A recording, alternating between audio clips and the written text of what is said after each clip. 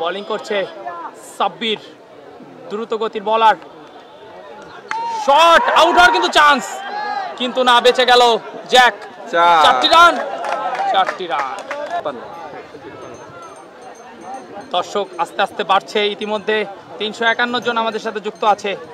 সাব্বির গতিদানব সজোরে চালিয়েছিল ব্যাটিং এবং 4।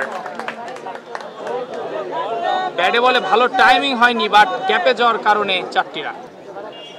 পরবর্তী বল সাব্বির, দেখা যাক কি হয়।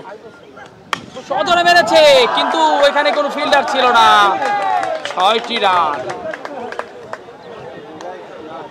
6 সবচেয়ে ভালো, নিজের মতো করে কর, আমি আরো পারবো। পরবর্তী বল জ্যাক আরিফ, মনে হচ্ছে নো হয় নাকি, কিন্তু কোনো নো না, এবং বিশাল 6।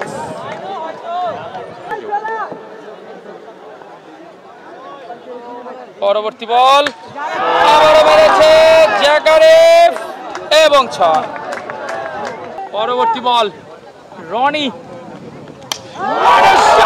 জ্যাক আরিফ, হিউজ 6 মিড অফের উপর দিয়ে। এখানে পাখি আছে। What a great shot! অসাধারণ শট। তো যদি সেরকম লিড করতো, আজ বাংলাদেশ এত কম রানে অল আউট হতো না। পরবর্তী বল,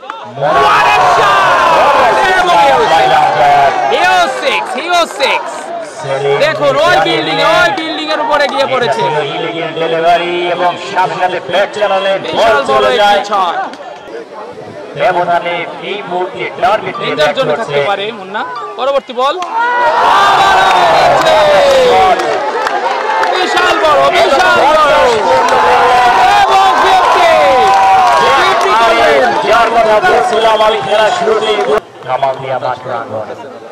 পরবর্তী বল জ্যাক আরিফ, আবারও 6। আজকে কিন্তু জ্যাক খেপে গিয়েছে।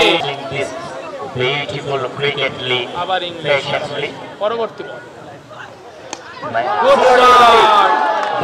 একদম মাটি কামড়ে উঠিয়ে দিয়েছেন।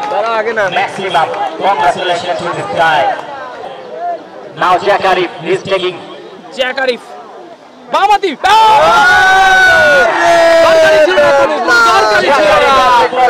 কিন্তু একটি উইকেটের পতন ঘটে গেল। আমি জানি না জ্যাক আরিফ কি চাচ্ছিল।